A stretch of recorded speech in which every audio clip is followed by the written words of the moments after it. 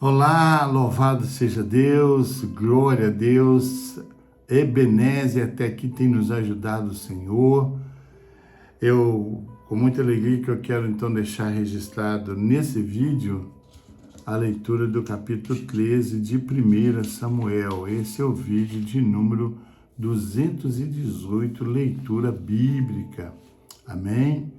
Esse capítulo ele tem 23 versículos, e do versículo ao 14, ele tem um epígrafe, que é Samuel repreende Saul, e do versículo 16 até o 23, a devastagem militar de Israel.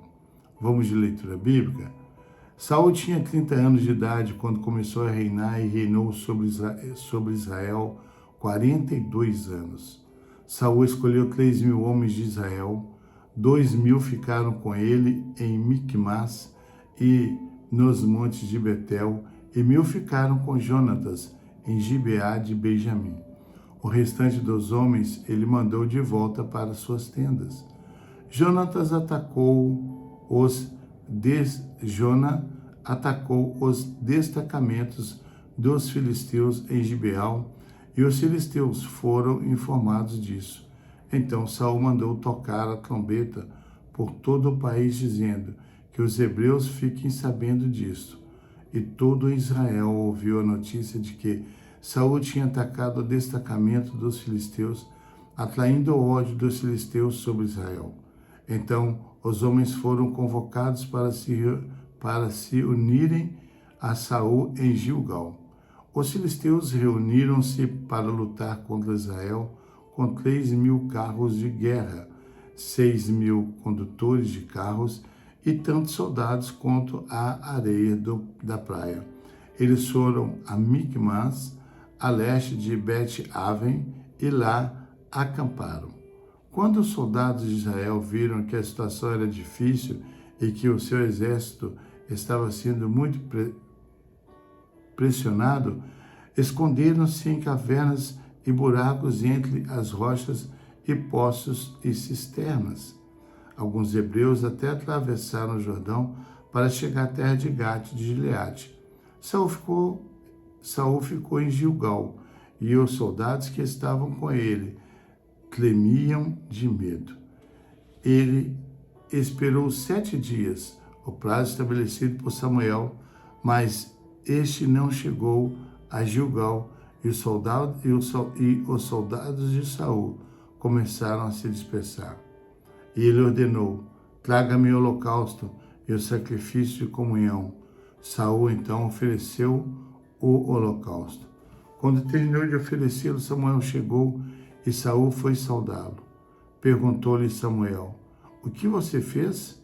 Saul respondeu: quando vi que os soldados estavam se dispersando e que não tinhas chegado no prazo estabelecido, e que os filisteus estavam reunidos em Micmas, pensei: agora os filisteus me atacarão em Gilgal, e eu não busquei o Senhor.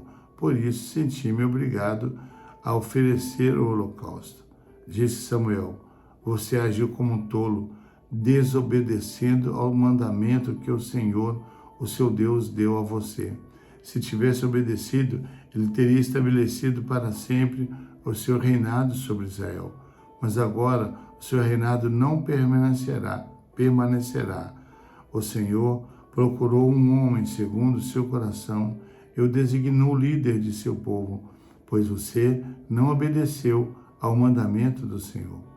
Então Samuel partiu de Gilgal e foi a Gibeá de Benjamim. E Saul contou os soldados que estavam com ele, eram cerca de 600. Saul e seu filho Jonatas, acompanhados de seus soldados, ficaram em Gibeá de Benjamim, enquanto os filisteus estavam acampados em Micmas. Uma tropa de ataque saiu do acampamento filisteu em 3 divisões. Uma foi em direção a Ofra, nos arredores de Suar, e outra em direção a Bet-Horon, e a terceira em direção à região fronteiriça, de onde se avista o vale de Zeboim, diante do deserto. Naquela época não havia nem mesmo um único ferreiro em toda a terra de Israel, pois os filisteus não queriam que os hebreus fizessem espadas e lanças. Assim, eles tinham que ir aos filisteus para afiar seus arados, enxadas, machados e foices. O preço para afiar rastelos e enxadas era 8 gramas de prata e 4 gramas de prata para afiar tridentes, machados e pontas de agulhas. Por isso, no dia da batalha, nenhum soldado de Saul e Jonatas tinha espada ou lança nas mãos, exceto o próprio Saul e seu filho Jonatas. Aconteceu que um destacamento filisteu foi para o desfiladeiro de Micmas. Bênção de Deus, capítulo 13 do livro de 1 Samuel. Esse capítulo 13 de 1 Samuel, ele então relata o início da queda do rei Saul, devido à desobediência e impaciência diante dos filisteus. Pressionado, Saul usurpa a função sacerdotal, oferecendo um holocausto. Não era a função do rei fazer isso, era do sacerdote, né? Que era Samuel. Em vez de esperar Samuel, isso resulta na repreensão de Samuel, que anuncia que o reino de Saul não subirá, pois Deus busca alguém segundo o seu coração. Capítulo 13 do livro de Samuel, ele tem 23 versículos, e nós podemos esboçá-lo, dividi-lo em 4 partes. A primeira, do versículo 1 ao versículo 7, né? A ação de Jonatas. Jonatas ataca a guarnição filisteia em Gibeá, né?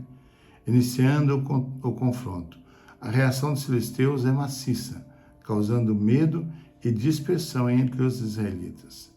Versículo 8 ao 15, o erro de Saul em Gilgal.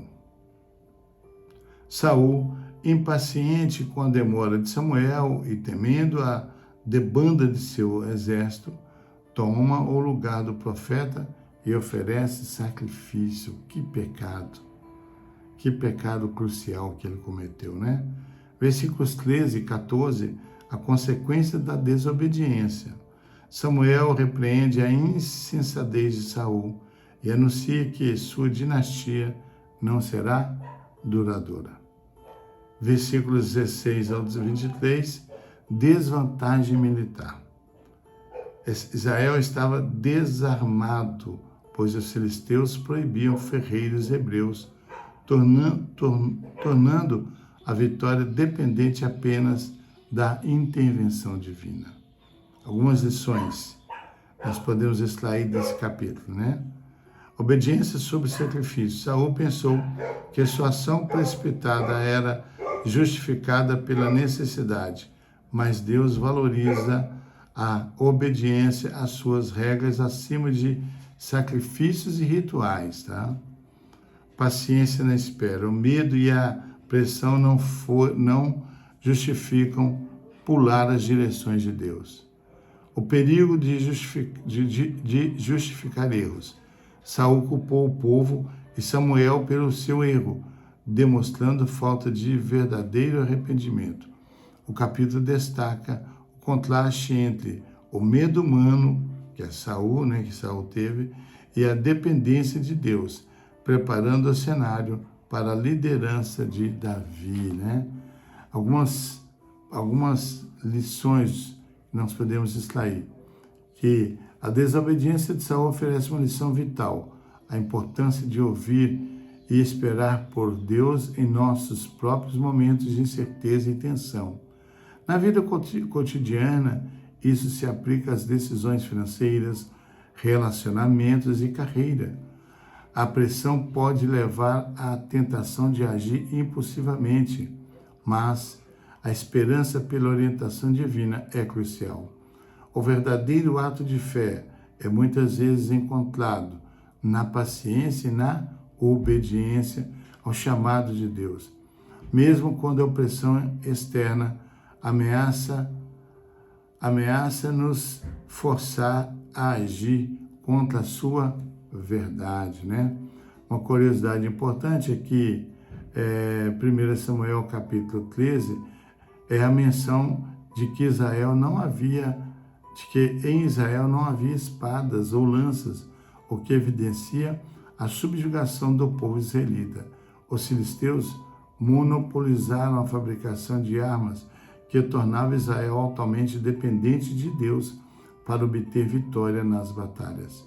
Além disso, o capítulo destaca a importância dos profetas na antiga Israel. A figura de Samuel representa a voz de Deus para o povo, servindo como um mediador essencial entre Deus e a nação. E hoje, o nosso mediador entre Deus e o homem é Jesus Cristo. Amém, queridos? Louvado seja Deus, então, por esse capítulo, que você possa ler, relê-lo, né? E tirar alguns ensinamentos desse belíssimo capítulo. Que Deus te abençoe, que Deus te guarde. Um grande abraço desse que vos fala, Pastor Geraldo Magela. I love you in Christ Jesus. Te amo em Cristo Jesus.